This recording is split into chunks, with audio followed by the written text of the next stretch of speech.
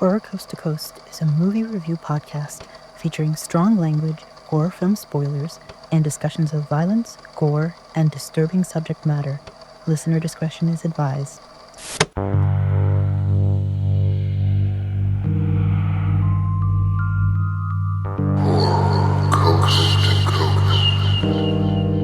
Merry Christmas and welcome to Holiday Coast to Coast, where we review Christmas movies from opposite sides of the continental U.S. From a curiosity shop in New England, I'm Brian. And in California, eating all the chicken after midnight, I'm Michelle. This week we're reviewing Gremlins from 1984, directed by Joe Dante and written by Chris Columbus. And this is about a young man who receives a strange creature called a mogwai as a Christmas gift. He accidentally breaks 3 rules: no bright lights, no water, and no feeding after midnight, which unleashes a horde of mischievous and destructive gremlins on his small town. Can't believe he only accidentally breaks one of those rules. Yes. Yeah, I think the water is the only accident. The other one is deception. Well, and he doesn't do that. And he doesn't do that, right? So I have not seen this movie in probably about 20 years. I saw it in 2020, maybe last time when I showed it to the kids who thought it was too scary to watch. And they watched it again with me. And this time they were like, it wasn't scary. It was gross. And I was like, you know what? That's fair. Yeah, so I remembered this movie through kid goggles, and I think the movie I remembered is probably the one you could have shown them back when it was too scary for them. Yeah. I have my own memory of this movie from kid goggles, though. And it's just slightly less goofy, I think. Oh, mine's actually more goofy. It's less goofy, but it's also kind of gizmo-centered in my mind. Yes. Yes.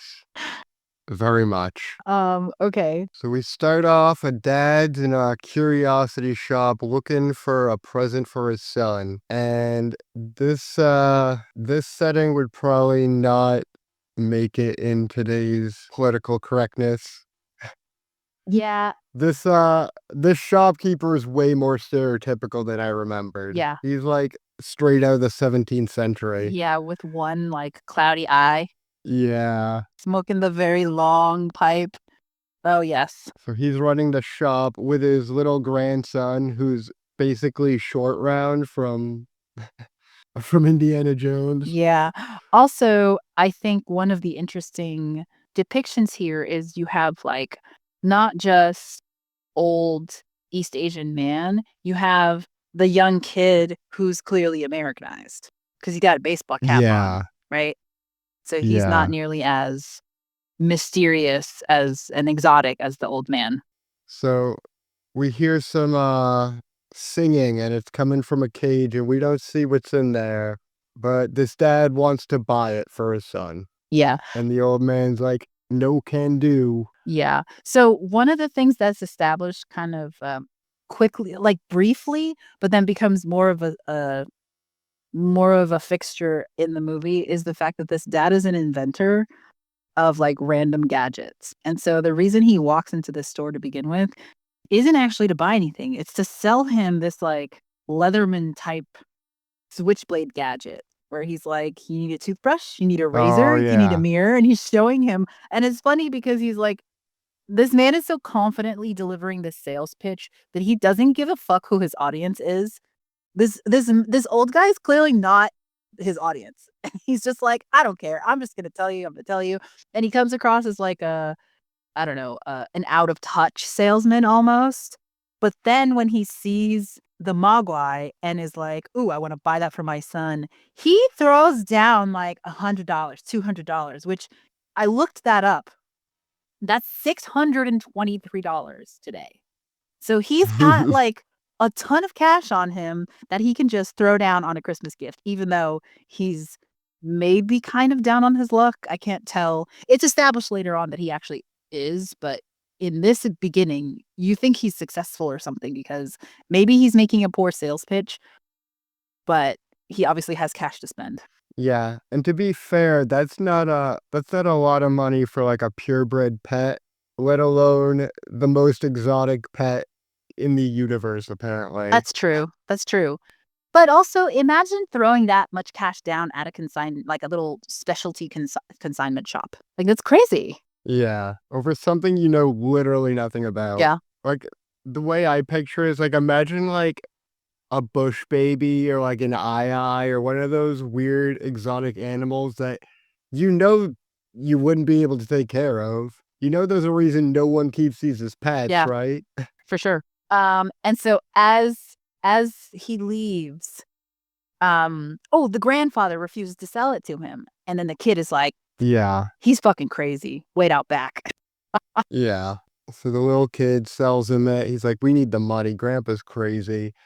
Yeah. And then we get this shot of dad like walking home, and we get like an ADR overlaid where the kid explains the rules. And I didn't remember this. I thought the kid just explained the rules. This feels like a reshoot or I something. don't know. I didn't remember that either. And also the footage is the people in that back alley going in slow motion and the colors are all kind of blurred. It was a little it was a scene I didn't remember either.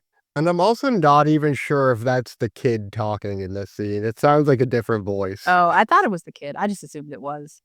But he gives them the rules. Yeah.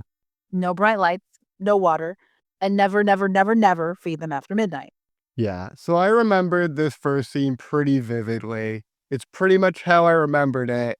I remember him buying it for his son for Christmas, and now he's going to bring it home to what I remember as his 12-year-old son, Corey Feldman. So funny. That is not what No, it's happens. his 20-year-old son, Zach Galligan.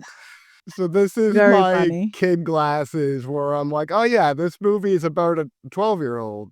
And he's palling around with his cute little gizmo. No, that doesn't happen.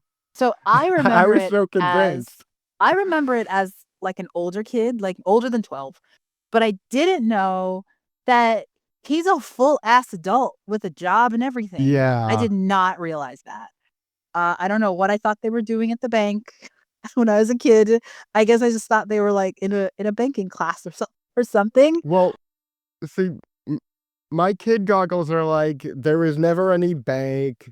This guy, he was a kid. He didn't have a job. He didn't have a romantic interest. Yeah. Like all the adult stuff didn't exist. It was all a kid palling around with Gizmo and Gizmo like driving remote controlled cars and getting into hijinks. Oh yeah, that's funny. Yeah, but after we have this shot, we then get to his son who is trying to get to work in the morning. And I was like, okay, it has the establishing shot of the town, which I thought for a second was Rialto, California, but it's this place called Kingston Falls, which I didn't look up, but I imagine maybe it's made up. Maybe it's real, but it's a I small think it's town. made up. Is it made up? Because the bulletin board says like Rockin' Ricky Rialto, and I thought, oh, he's in Rialto. That's not a small town. But yeah, it's not Rialto. That's just their radio station that they get. And then it shows him trying to get to work, and the neighbor is like, "Oh, your car doesn't work because it's a foreign car, these goddamn foreign cars." And he's like, "Oh, my tractor, Yeah. a Kentucky Harvester, it's never given me trouble in 15 years," which comes back to haunt him. So I bring that up because it's very funny. Oh, yeah. Yeah, so he's feeling awkward about this, like, fuck your foreign car conversations. Like, I gotta go. And then we see him just jogging down the street with his dog off leash, Yeah, living the dream. His dog goes right into the bank with him. yeah. And then we are introduced to Corey Feldman because he apparently works at like this Christmas tree lot. Oh yeah, yeah. He's one of the shots when they're going around the town to. And he's like inside this tree like it's a costume and there's like a cutout for his face. So a guy walks up and is like, "What are you doing in there?" And he says, "Don't ask." So I assume he's been conscripted to like be a dancing tree to get people to come to the Christmas tree lot. That's my assumption. I don't know if that's right. Oh, If that's okay. right, but that's kind of what I got from the scene is where he's like, "What are you doing in there?" And he's like, "Don't ask." But it's not like a Christmas tree costume. It's like he's in a real tree that he's made into a costume, maybe? It's very weird. Yeah, it didn't feel like he really liked doing it. It didn't feel like he enjoyed it. And for some reason, Billy is like good friends with this 12-year-old. Yeah, I didn't understand that, but whatever. They're friends. But yeah, so then he's at work and he fully just takes his dog into the bank and everybody sees him walk into the bank with this dog. He does not sneak the dog into the bank. He just walks right in and ties him up under the desk. Yeah. You could do that in the 80s. Yeah. Maybe. Ugh, living the dream. Just bring your dog everywhere. And then we're introduced to Mrs. Deagle. Oh, yeah. For Mrs. Deagle's like, she wants the dog killed because it, what, knocked over her ornament or something? Oh yeah. Yes, she's half Scrooge, half Cruella DeVille. Yeah. She wants blood. Because she sees that family and is like, I don't have to feed every mouse here and everyone owes me money and I only care about money. But then she's like, I will kill your dog. To which Barney, the dog, says, fuck you.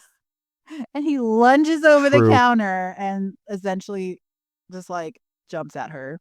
Yeah. And I think, is this the like ornament that it knocked over earlier? She has something in her hand and he like completely destroys it Yeah, when he tackles her. she's carrying a giant snowman head and it falls to the Yeah. ground when the dog jumps at her. Yeah. He's like, fuck your statue. Yeah, Fuck seriously. your ornament. Yeah. All right. So Billy's annoyed at this interaction, but he goes home and that's when his dad surprises him with a mogwai.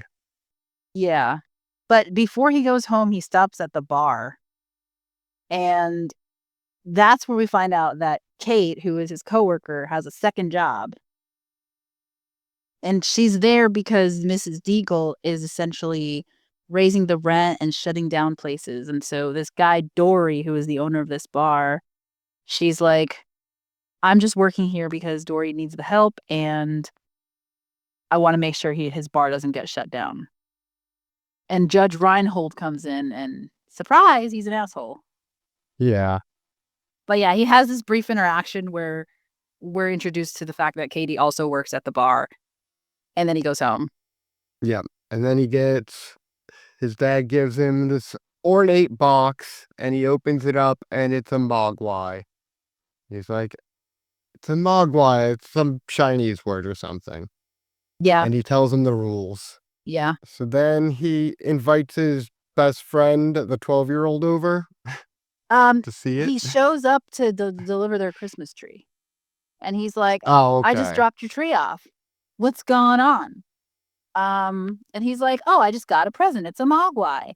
And the way nobody is bothered by this was very interesting to me. And everyone is just like, okay, cool, it's a mogwai. But like, what the fuck is a mogwai? Right? I feel like this is the thing that you're just it's never explained to you, that how does everyone just accept this random creature? It would be easier if you were like, oh, it's a bush baby. And then you were like, oh, I've never heard of that. And then you look it up and it's a real thing. But that's not here. This is the like creature no one's ever heard of. It's a random ass creature. But everyone's like, oh, it's Oriental. It's supposed to be weird. It's the land of things we don't understand. And I specifically say Oriental, knowing we don't use that word because it kind of brings up this question that I think is worth talking about. And I wanted you to weigh in whether you think that there is a real racist underpinning of the movie or if it's a legit criticism. Because we start off with the East Asian consignment shop that is kind of in and of itself a mystery. It's darkly lit. It's foggy. And that's the source of this random creature. And then you have the neighbor babbling about foreign cars and foreign car parts. And then when Kate mentions that she doesn't celebrate Christmas, Billy says, oh, what are you, Hindu or something? And so it just creates this like consistent theme of like foreign stuff's weird and foreign stuff we don't understand. And we kind of criticize or we have a specific judgment about foreign stuff, at least in this when the movie was made, right? But I looked it up and the word Oriental just means Eastern. And in fact, the opposite of Oriental is Occidental. And so there's just this inherent East-West dichotomy with the use of the word. But the reason that the word Oriental has fallen out of use is because over time, it's been linguistically linked to something negative, something we don't understand, and it's used to like other people and point out differences and things like that. Um, so I think that the movie's intentionally invoking this idea of the Orient, but whether or not it's doing it in a disparaging way is what I can't pinpoint because I don't know if it's a criticism or if it's latent racism. I like to think it's a criticism. I think there's other things in the movie that kind of supports that. Yeah, I think it's meant to be a criticism, especially with the way like Murray is very clearly like xenophobic and it's portrayed as a bad thing. Yeah. And basically, most of the people who get attacked in this movie are basically like, yeah, they deserve it. So he's pretty much all he's done wrong is basically be a dick about like foreign Foreign cars. cars. Okay. And it basically feels like it's presenting as like, yeah, he deserves it. But also, I just think 1984, not that progressive. Like, I don't think if you were trying to do this message nowadays, you would have this ancient mystic who runs like a weird shop that sells mystic things. Yeah. Like, it's not very culturally sensitive. Well, and I think that that was kind of where I was questioning the intentions because would that have been part of the criticism to say the only place that this kind of thing could come from is a place like that? Or to say that when we consume this kind of stuff as a culture, are we just gonna say, "Oh, okay, it's from, the Far East and we don't know enough about it, so we'll just accept anything that comes from there." I don't know. I guess maybe it's a little bit of both. Maybe they like you're saying, it's a product of the time, so they tried to be Joe Dante tries to be critical, but in the end or rather Chris Columbus, he's the one who wrote the movie. He tries to be critical, but in the end, there's still latent racism kind of there. Interesting. Yeah. Anyhow, so Corey Feldman is there and he's introduced to the Mogwai, and the way he gives no fucks about it is kind of crazy. He's just like, "Yeah, cool, whatever." Yeah. Well, he wants one now, Yeah. but he doesn't. He's everyone in this town just accepts it. It's like, it's 1984, there's no Google, and we live in a small town. We don't know anything. So you tell us this creature is a thing. We'll believe you. Well, clearly it's a thing. It's right there. Yeah. They're very incurious. Yeah. I also like the emphasis on the light being bad, even like shiny reflections and camera flashes. It's just it's very funny because even before Corey Feldman comes in, there's a whole bunch of little scenes where the mom flashes a camera or he sees his reflection and Gizmo's like freaking out. Yeah. So then Corey Feldman spills a glass of water on it, Yeah. and it starts popping off fur balls. And again, Corey Feldman is not at all bothered by these random creatures multiplying. Billy is like, "Holy shit." He's like, oh, now I can have one. Yeah. But he's not at all like Billy is like, "What the fuck just happened?" Which I think is the valid reaction. But Corey Feldman is like, he gets on the Yeah. bed and he's like looking at another toy or something. He's like, "Cool, now I can have one." It's like not at all a response to what you just saw. Like a biological miracle, essentially. He's like, listen, it's 1984. I'm Corey Feldman. I've got like 6 other movies to film. Let's get on with it. That's true. That's true. And then he goes down and he tells his dad. And the dad seems not to be engaged with anything but his own inventions, but he's still pretty attentive. And he's like, "Oh my God, we can make some money from this. Imagine every kid is going to have a Peltzer pet." And I'm like, what? Why do you think it's going to be named after you? But he takes every opportunity in this movie to Sylvester McMonkey to being the shit out of everyone he encounters. And that is a Dr. Seuss reference for anyone not paying attention. And something else that I didn't remember and we see at this point is that all the clone Mogwais are dicks. I did not remember that. I thought you became a dick when you eat after midnight. So But no. I thought only Stripe was a dick. Yeah, I didn't even realize Stripe was bad before he turned. Yeah. But that just makes me think, like, if Gizmo ate after midnight, would he be a dick? Or would he just be a gremlin who's kind of The chill? girls asked me that, and I was like, "We don't need to know. Let's not talk about it." So then we cut to the kitchen, and mom's like making this coffee, and it's like this thick black sludge. Yeah. And I'm wondering, is this gremlin mischief or mogwai No, mischief? Or no. is this just Dad's unrelated? dad's inventions overrun the house.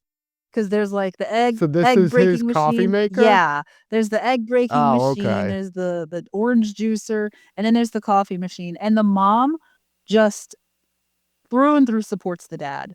She will drink this goopy coffee. He comes over and he's like, not so great, huh?" And she's like, "No, it's not." And he's just like there's this weird, like, understory of the dad and his inventions and how he's looking for a big break and how he maybe owes some money to Mrs. Deagle. There's all these things happening, which I think is kind of interesting because he's the one who closes out the movie, right? And I was like, why is the dad closing out the movie? But it's all kind of I think it's more connected to his adventure in buying this creature in the first place and how his inventions are what led him there. Uh, So yeah. do you know the lore of gremlins? So I did look it up a little bit and I thought it was kind of interesting because when they eat after midnight, they seem to have automatic extensive knowledge of electronics. And I was like, how do they know how to do all of this? And my understanding is that it's the gremlins were the explanation for like when aircraft carriers used to have mechanical issues, that it was the gremlins getting in there ruining the machinery. And so I was like, maybe that throwback, that reason, them having knowledge of electronics is a throwback to that origin story a little bit. But then it also made me think of Nightmare at 20,000 Feet, that, Twilight Zone Yes. episode where William Yep. Shatner is like, there's a gremlin on the wing, and it's this creature that's, like, slowly tearing apart the plane, and I never knew that that was supposed to be the connection. Basically, anytime there was some mechanical failure you couldn't explain, you would blame gremlins. And apparently, like, Joe Dante's dad used to do that all the time. He used to blame everything on gremlins, and that's what inspired this. So it seems like almost everything in this movie is operating under the understanding that a gremlin's core function is to, like, undermine technology. Okay. And it seems like the dad inventing technology that is buggy is, like, connected to the fact that gremlins are known for sabotaging this. Like, he would blame this if this was Joe Dante's dad, he would blame all his inventions failing on the gremlins. That's funny. That's actually kind of a cute a cute origin story of the movie from a personal perspective. Okay, so after they multiply, then Billy is like, "I'm gonna take it back to my old high school science teacher because he might have some insight." Yeah. And this, again, makes more sense if you remember that this is a kid and Yeah. not a 20-year-old who's just still in contact with his high school chemistry teacher, I guess. But I think he's supposed to be right out of high school, in his first job, and that's why he still lives at home. But anyway, he brings the teacher one of them and puts a drop of water, and they watch it multiply, and it produces exactly one more, which the teacher keeps. Yep. Meanwhile, back at his house. Yeah, so back at his house, late at night, the gremlins get hungry, and he's like, it's 12:59, basically. It'll be fine. Which, why cut it that close? Yeah. I think it's like 11:30, but it's not 11:30. Okay. But still, I still agree. That's still cutting it close. So they all become like cocoons. And then he's like, what the heck? I didn't feed him after midnight. And then he sees that his alarm clock's wire has been chewed. Yeah. So apparently Mogwais want to become gremlins. Yeah, I think they want to multiply. I really don't know. But I wrote down, does this mean a mogwai is an insect? Is a mogwai Oh, because it has a pupal stage? yeah, like I don't think so. is the mogwai the caterpillar and then they go into the cocoon and then the gremlin is like the ugly moth or something? Well, yeah, they work like that, but I think this is more like in a platypus way where you can have a bill and lay eggs and still be a mammal. Yeah, okay. Really gross cocoons though. Yeah. And then how does the one at Hanson's lab become a cocoon? Did they do that on No, purpose or something? no fucking idea. This is something I actually watched and noticed because they all become cocoons, even the one that was separated. And this started me thinking that there's hive mind mentality going on because one of the scenes has Gizmo watching TV and he's clicking through channels. And then, of course, he becomes fixated on the race car driving, but he's watching different things on TV. And the gremlins end up saying a couple of things that feel like TV references. I mean, there's a whole bunch of TV references. And so Yeah, you just assume that they've acquired his knowledge of TV after he watched TV. And I keep saying he, but really, we don't even know what Gizmo's gender is, but we'll say he for the sake of simplicity for now. But I assume they're all men except for that one woman in the second one. oh yeah, maybe. Um But I was wondering, like, did I miss a part where Hanson fed it after midnight on purpose to see what would happen? You know, I don't think that was supposed to be a part of it, but it makes sense being a science teacher that he might do something like that. But they all cocoon at Yeah, the same time. So yeah, my assumption is there's some hive mentality or some hive genetics going on. yeah. Strange. But anyway, the one at the school hatches and Mr. Hanson goes after it and basically just becomes the first victim. Yeah. A random syringe sticking out of his butt. Yeah. And then Billy's like calling up his mom and saying you have to get out of the house. They're hatching. Yeah. And mom fucking rules. This is Oh my god, she's a the badass. thing I didn't realize as a kid. All of those iconic scenes, all of those gremlin killing moments in this movie where it's one-on-one is the mom. Yeah, and happened within like 3 minutes. Yes. She just like goes on a gremlin killing spree. Yeah. She cleans them all out of her house. She goes wielding that kitchen knife. So she sees one's like in the kitchen getting a snack and she like shoves it into the mixing bowl and just chops it up. Yeah. And then, yeah, then she grabs a knife and stabs the ever living shit out of one. Yeah. And then the infamous microwave scene. Yep. Gross. So nasty. After she's killed several of them, unfortunately, she gets ambushed by a tree, Corey Feldman style, because there's a gremlin in the tree. And Yeah. then basically she's like surrounded. Yeah. So she gets distracted because there's some movement going on in a Christmas stocking. And so she stalks over to it and she does the thing that badasses do. She stabs first and asks questions later. But what comes out of it is a little robot toy, which begs the question, who the fuck was that for? Their son is like 20. Why is there a robot toy in a stocking at their house? That was my question. Yeah, I mean, I feel like even though he's 20, they treat him like he's 13. Yeah, I guess so. But yeah, mom is slicing and dicing and microwaving. Yeah. And then she's pinned down, and Billy gets home right in time. He grabs a sword off like the mantle because they just have swords there. And he decapitates the gremlin attacking his mom and flings the head into the fire. Yeah, gross. Yeah. And we get a nice long shot of that gremlin head cooking.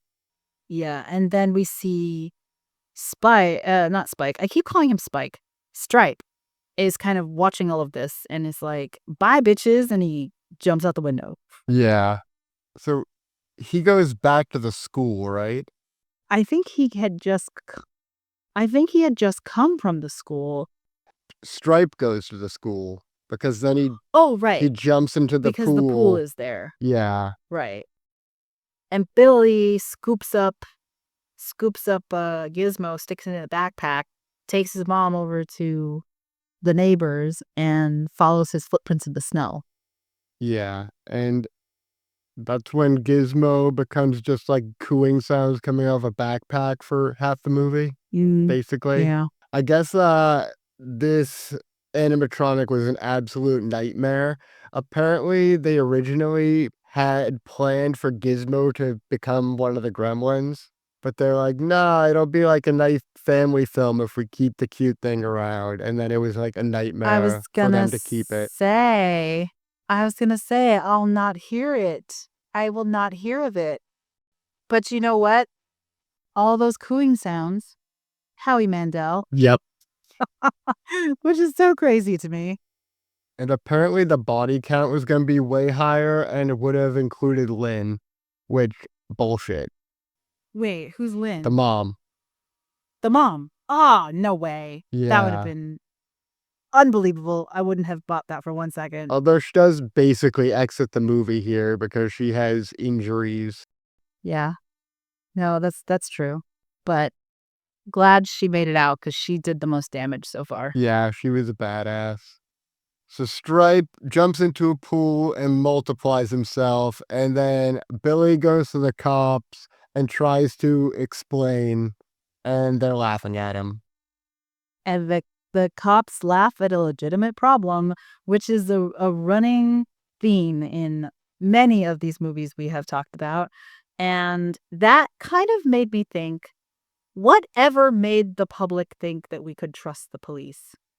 And I was like, well, we also have procedural cop shows. So were procedural cop shows a response to these random movies portraying cops continuously as buffoons?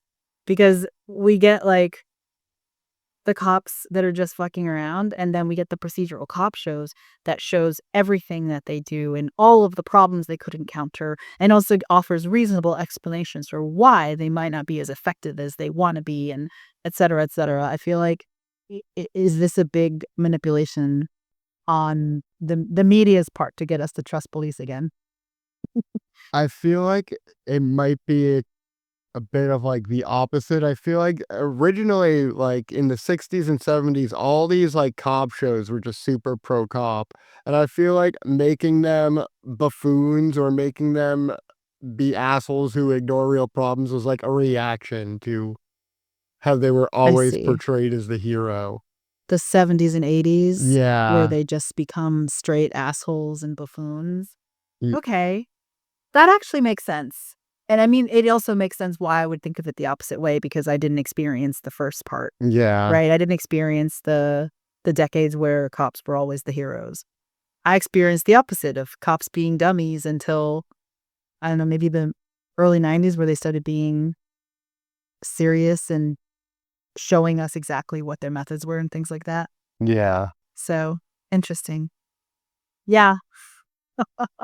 The cops are laughing until he's like, let me show you Gizmo. Yeah. And then they still don't really take it seriously because they're like, oh, he's adorable. How can this thing cause trouble? Yeah. And also, I love how nobody says, what the fuck are these creatures, until they're ugly. When they're Yeah. ugly, everyone is like, what are they? Oh my God. But to Gizmo, they're just like, we accept it. It's cute. No, he's cute. What do you mean? I would accept He is Gizmo. cute. His singing at the beginning was Aw. so cute. When he's playing the piano with him, ugh, it was adorable. But yeah, no one says, what the fuck are they, until they're ugly. So we get our next gremlin attack when the gremlins take Murray's tractor and ram it into his living rooms. And we get the sick Gremlins theme song, and it just absolutely slaps. Yeah, very funny. The Kentucky harvester that gave him no trouble in 15 years is the thing that led to his demise. Which is why I said, you know what, maybe this is intentional criticism. Your American-made machine is the thing that ultimately did you in. Listen, it wasn't the tractor's fault. It was those dang Oriental gremlins. Oh, I see. The bad Asian drivers is what's Yeah, the happening. bad Asian drivers. Oh god, that's fucked up. And I don't know, somewhere around here, the cops like flip their car. Oh, that's right. They show up and they are like, what's on Santa? What's going on? Okay, I don't like this. Let's go back to the station, please. They don't investigate. They don't try to help. They do nothing. They try to pull away and their car gets flipped. So, yeah, we just assume the cops are both dead now, I guess. Yeah. Oh wait, but that's after Mrs. Deagle, right? She answers the door to some caroling gremlins and they like Yeah. put her on her stair lift machine and just catapult her to her death. Yeah. And honestly, by this point, the movie is verging on straight comedy. It starts out being creepy and it just keeps on going to comedy. Peaks at comedy at some point and then goes back a little bit, pulls back to being creepy. Yeah. But here we're getting into comedy. Yeah, and then we go 100% into comedy when we get the Gremlins breakdancing poker night. Yeah. And At the bar. and for some reason Kate's serving them. Did she card them? Yeah. They are only Kate. like 5 hours old. They are not old enough to drink, Oh, Kate. yeah. You're getting fired. No. Kate legit holds down that bar, making sure that Dory does not lose his bar. She's like, let me do my best here. Really funny. Yeah. Stupid too, but funny. This is where those movie references Oh, come yeah. in. And there's the flash dance Yeah. shots and So I heard that there's a bunch of things. they had like a whiteboard and they said anyone can just write down ideas for the scene. So they all just like added their own little references and gags to this That's very funny. insane bar scene. Yeah. Yeah, so they wreak havoc on the bar, but it seems to be one of the places they enjoy. Yeah. And then Billy comes and gets Kate, and Kate explains why she hates Christmas. Which I didn't know what to make of that story. Yeah. Because it's so dark and she delivers it in such a serious way. And she delivers it well, but it's weirdly funny. Yeah. So the story is that Dad was gonna come down the chimney as Santa Claus, but instead he slipped and broke his neck, and they didn't find him for several days. And she doesn't notice the smell until one day she goes to light a fire in their fireplace. Yeah. And so, Merry Christmas, little kid. Yeah, really messed up story. Weirdly comical because someone, I don't know, I guess dressed up as Santa with a bunch of gifts falling down the chimney and dying is just so bizarre that it's funny, but is also tragic. Yeah. I don't know. I think that story really fucked with my emotions while I was watching this. Yeah, I guess like Joe Dante and Steven Spielberg like fought tooth and nail to keep this into the movie. Because Because this is one of the everyone's things. like, that's just way too dark. Why would you do that? Yeah. Crazy. I mean, I guess at the end of the day, it really shaped her character. I mean, I liked her. I thought she was one of the good characters. But like, why the hell would you actually go down the chimney? What a stupid idea. I thought that too. I was like, you could just sneak in the back door and just appear putting the gifts under the tree, Dad. Why would you do it that way? So I don't know. I don't know what they were getting at. Yeah. Oh, we get a shot of like all the gremlins. They're like stop motion, and then there's like hundreds of them. Yeah, not my favorite. I kind of liked it. The stop motion, the like claymation thing of them walking down the street. I don't know. Yeah, it's like I like it about Child's Play too, is that you'll have a scene in Child's Play and you'll see like 6 different methods of trying to animate Chucky in that one scene, and it's so entertaining to me. It's like now he's stop Okay. motion. Now he's a little person in an outfit. Now he's a regular puppet. Now he's stop motion again. I don't know. I kind of dig that stuff. Also, Okay. It from 1990. Sometimes like Tim Curry will just turn into claymation. And it looks What? terrible, but I dig it. Oh, I don't remember that. Yeah, I might have to go back and he look at turns it. into claymation and like goes down the drain. Oh, I think I do remember that actually. See, claymation is one of those things that I just absorbed as real when I was little. So I never thought like this is fake or there's a problem. And it's not until I go back and watch things where I notice the clay. Yeah. Interesting. So they all march to the movie theater and they watch Snow White and they love it. Oh, yeah. Yeah. And it's funny because they're all inside the theater. And I was like, well, you can't kill them now. They're being cute. I know. And that's exactly what I feel. I'm like, no, let the Leave Gremlins 'em win. They alone. just want to watch Yeah. Snow White. Billy and Kate sneak around and create a gas leak and light a fire. And as they're running back, the gremlins see them behind the movie screen, which I thought was a little bit weird. Like they see them and so they immediately get up and run after them. I didn't realize there was actually like real animosity towards people. But in this scene, they're like, oh, fuck no, there's still more of you. And they chase them. But by the time they chase them out, it's too late and the building explodes.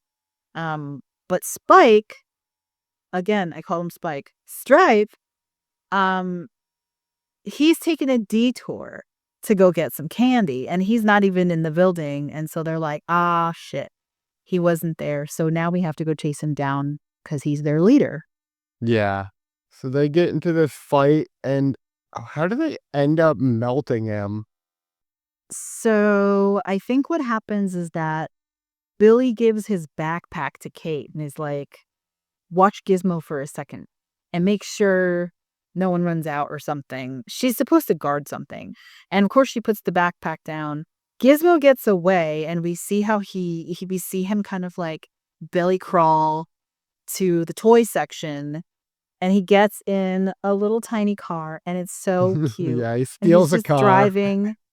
He's living his race car dream.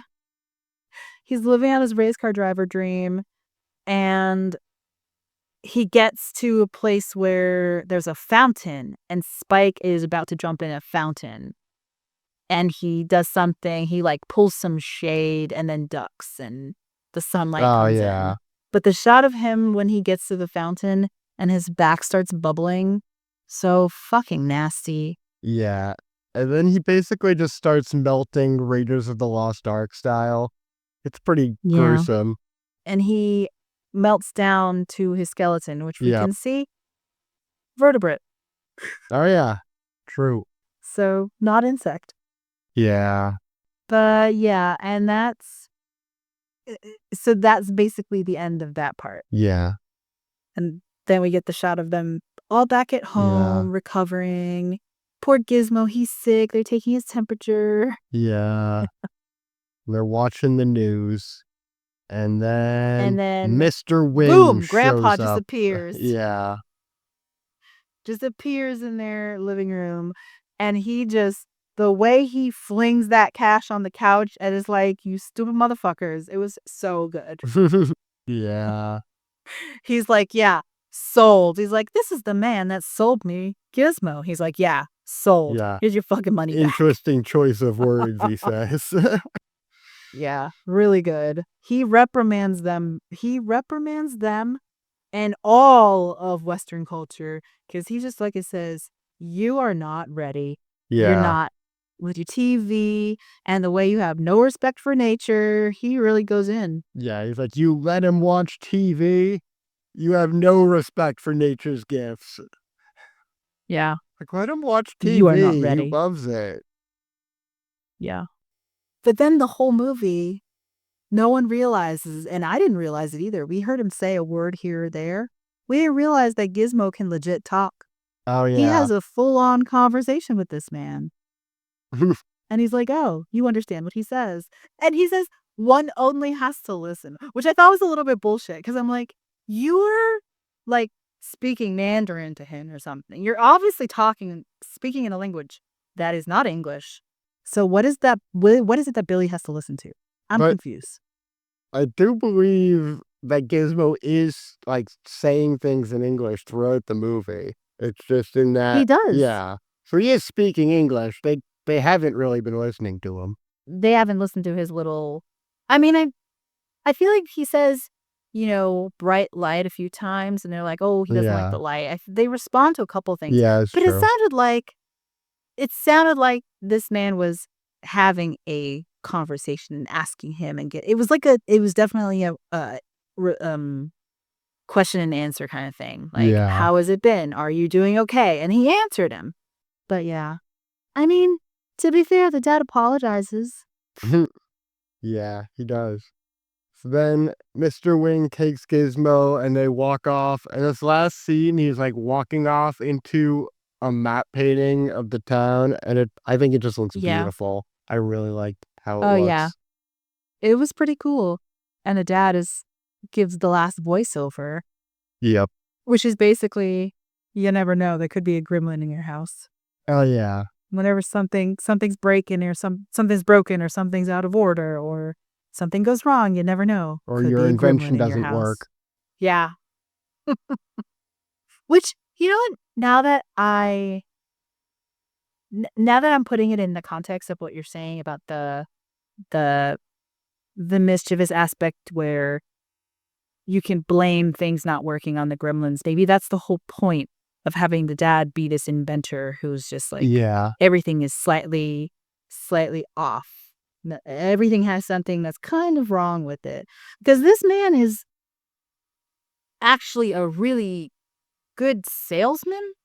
Well, maybe not good salesman, but he's confident salesman, right? He takes his shot anytime he sees it. There's a part where he's at a gas station and he sees the guy smoking and he tries to sell him a smokeless ashtray, which really doesn't work. And then he gets to the end of the movie and he tries to gift it to Mr. Wing. And he's like, yeah, someone else tried to give me one of these. This is very generous of you, but I know it doesn't fucking work. But he tries several times and he's constantly like, "Oh, you're lucky you ran into me because I have just the thing you need." Which is where my Sylvester McMunkey theme comment came from because that's from the Sneetches where he's like, "I'm here. I've come here to help you. I have what you need." And it just seems like he's got all these inventions up his pocket. He kind of reminds me of that little kid from the Goonies. Yeah. But anyway, it does make sense that there's this inventor whose inventions don't work. And then there's gremlins running around. Yeah. So as we referenced before on the podcast, this is the movie that made PG-13 a thing. Oh, yeah. I only know a summary of the story. Did you look into the details? Yeah, so apparently it was this and also Temple of Doom, the Indiana Jones movie. And basically Joe Dante and Steven Spielberg had to push for this in order to get it released as not be rated R. I think it's pretty funny. Some movies that didn't cause this to happen are Jaws and Poltergeist and Raiders of the Lost Ark, which I think is more violent than Temple of Doom and has a man's face melting off. Huh. Yeah, I guess. But I was under the impression that Steven Spielberg was like, fine, maybe we should have a middle rating because we don't want the kid demographic to be totally cut off by giving it a higher rating. Yeah. Funny that they're both his movie too.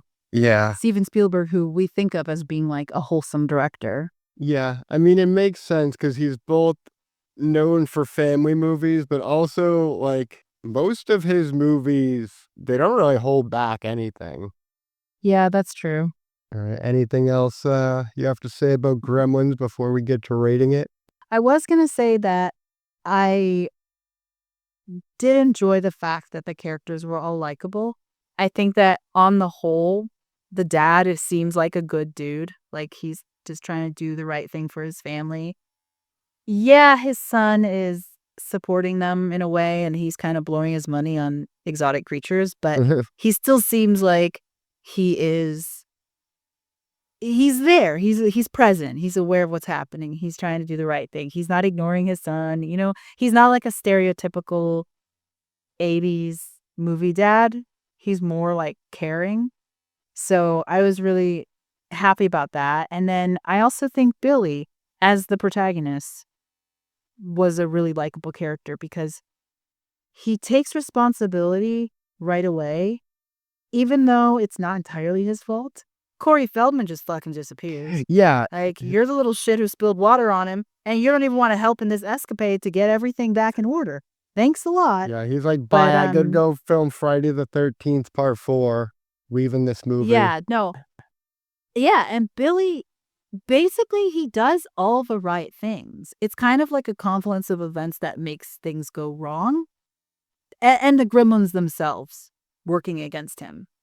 But I can't I mean, the summary says, you know, he accidentally breaks the rules. But I agree when we were saying at the beginning that he doesn't really. He kind of does everything right. He takes care Yeah. of him. He's like when he falls and he like injures his head or something and he goes to put the bandage on. I was convinced that he was going to use water when he did that. But he doesn't. He takes him to the bathroom, he bandages him up, and he puts him back in bed. It's all very like he's being careful. He's being intentionally responsible. And so I really liked that. I liked that he was a good character. I liked that. Heck, even Kate, weird and dark as she was, I liked her too. The only person I didn't like, which I think was supposed to be the only character we didn't like, was Mrs. Deagle. I mean, she was very, very heavily portrayed as this Cruella DeVille Scrooge character. Well, also Judge So I did. Reinhold. Oh, that's true. And Judge Reinhold was like the stuck up like ladder climber at work. So yeah, I thought it was obvious and nice, and he's like, "Hey, do you want to see my new apartment?" And she's like, "I never saw your old apartment." Yeah.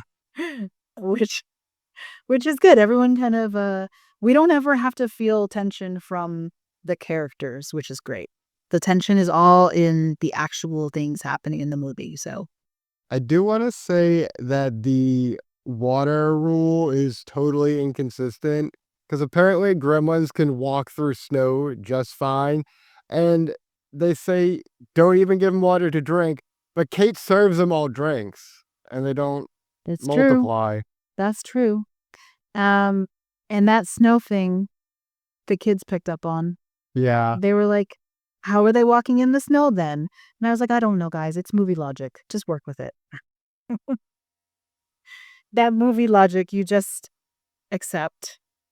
Anyway, I was saying before, we could have an entire episode on Joe Dante because he's the one that I was more interested in when I was looking at this movie. I love that he was like, "Yes, I'll direct Piranha. No, I will not direct Humanoids of the Deep." There's so many random things that he's been offered to do, and he's been like, "Nope, not doing that." So I and this is obviously this is the movie that he's like most known for. This is his most like well-known movie. So his repertoire is crazy too. So I just thought it was so funny just looking into him, thinking I was just gonna get a little tidbit here and there.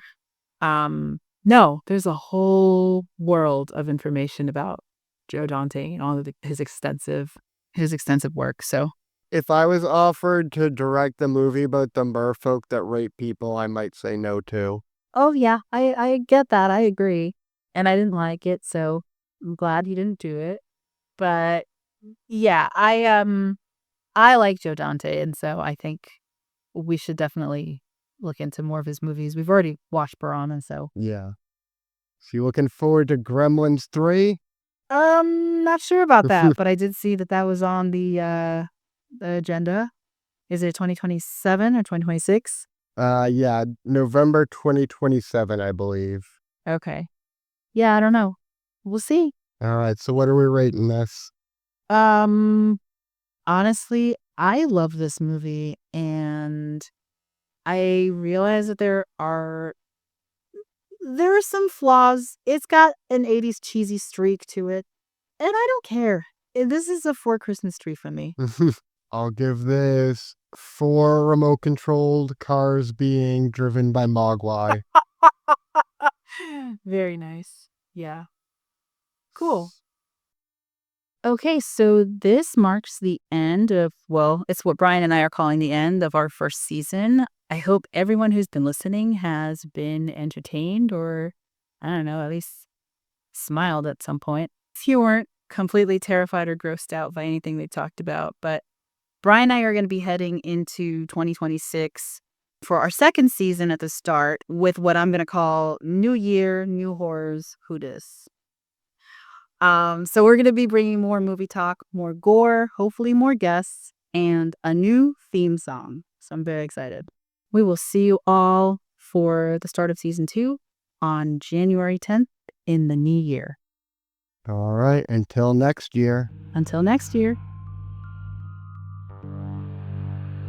This podcast is licensed under a Creative Commons Attribution Non-Commercial Share Alike 4.0 International License. For additional information and other media content, visit theferalthread.com. Thanks for listening.